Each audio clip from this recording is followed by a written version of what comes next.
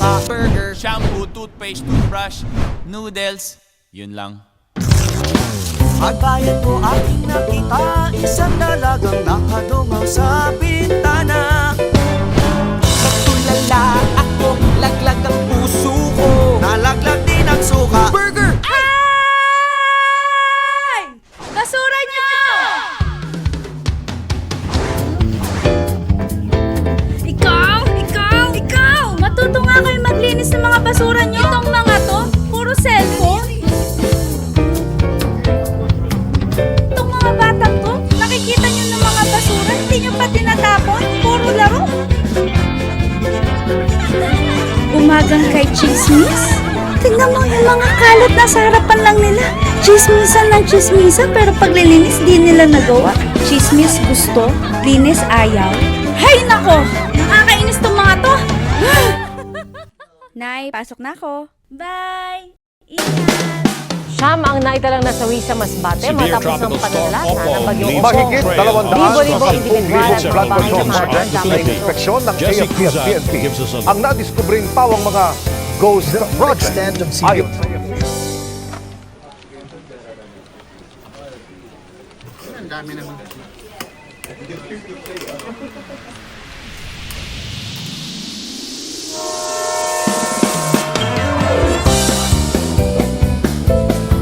Reminder!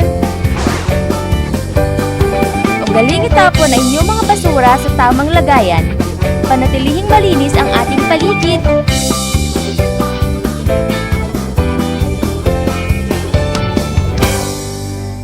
Mga kabarangay! Ang JSLA Architects ay may programang Palit Plastics for Good na magaganap sa may Barangay Hall, Pasadena. Kita-kits!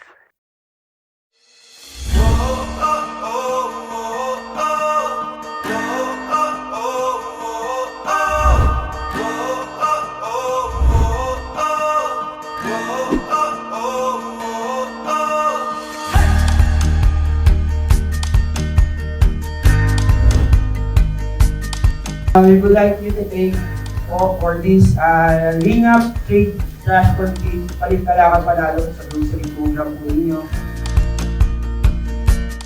Lubos na kasayahan namin yan dahil may palit grocery ang aming naibigay sa inyo na mga kalakal. Malaking tulong po dahil yung mga kalakal na yan ay hindi na po babaha dahil nasisegregate.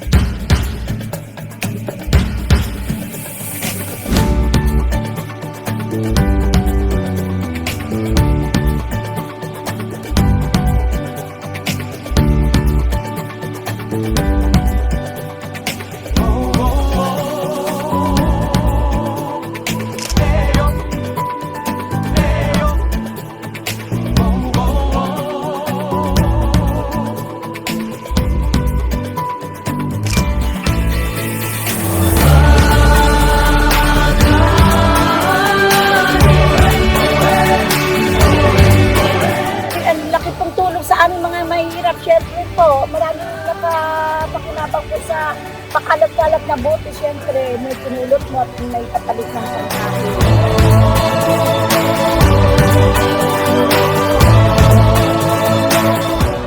Maraming pong salamat. Merry Christmas! Happy New Year! Kailangan lang po tayo magtulungan para malinis po ang ating paligiran dito sa ating barangay. Nakakatulong po ito sa ating Clean and Green na programa. Ang makukolekta po natin ng mga plastic na basura ay gagamitin natin sa upcycling process sa Sentinel para gawing mga basurahan at mga upuan na ito-donate sa paaralan ng mga batang nangangailangan ng wastong edukasyon. As architects, we must always integrate the MRF in all buildings that we design. It should be part and parcel every establishment that we build, being it a building, a school, hospital. JSLA have been practicing the waste management. The architects innovate the design of a building. We design MRF, Materials Recovery Facilities. I think the architect have to clearly explain to all our clients that it is not only spending an area to put the garbage. You have to consider the overall impact. So it is really important that different buildings have different type of waste management and chamber. There is also the upcycling aside from the recycling.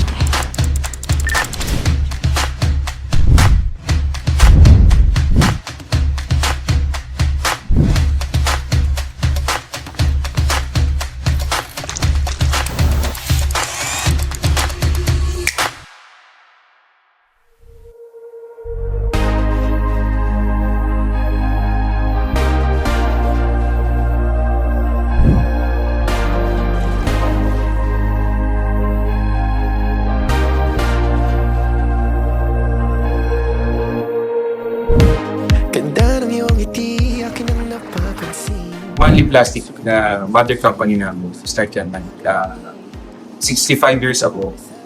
Nasa plastic manufacturing business na. Sabi ng mga boss ko, sa 1970s daw, gumagamit ako talaga kami ng mga recycling. Pero ibang itong upcycling. Huwag kang bibitiw pag may dilubyo haharapin. Halika na, halika na.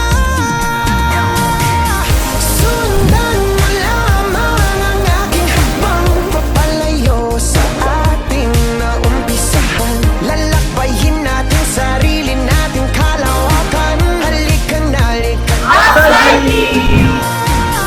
Huwag mo isipin ang babalikan.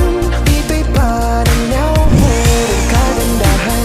Lalakbayin natin sarili nating kalawakan. Halika na, halika na. It's good that you took your time in teaching the barangay about recycling and upcycling. So all of this is very critical na. Ang basura can be a cause of like the pandemic. So we better have to organize pati basura natin. Trash bin made out of trash. There is a very good combination of give and take kayo dun sa company, give and take kayo sa barangay. What is most beautiful then is that teaching the children, we shared our knowledge, which is very good to the community. And if it's very good to the community, it is very good for our country. Ang White Cross is a shelter for children. No, and sheltering children, it needs a lot of love and care. No? Aside from nurseries, no, syempre meron silang early education. I have a special son. Now, miski regular or special children, they start education at 1.5 years old. Kasi importante ang early intervention dahil yung bang multiplication ng neurons in our brains, no, very active siya.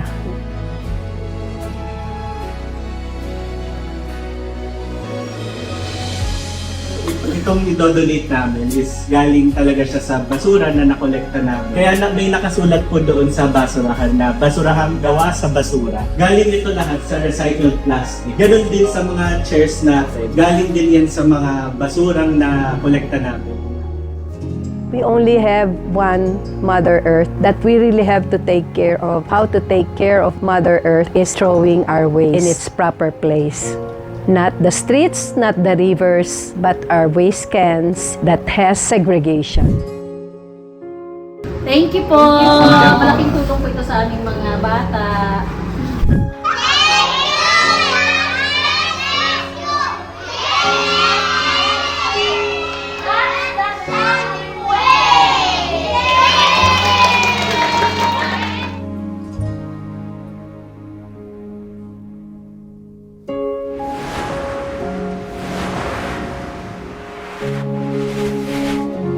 Recycling, upcycling.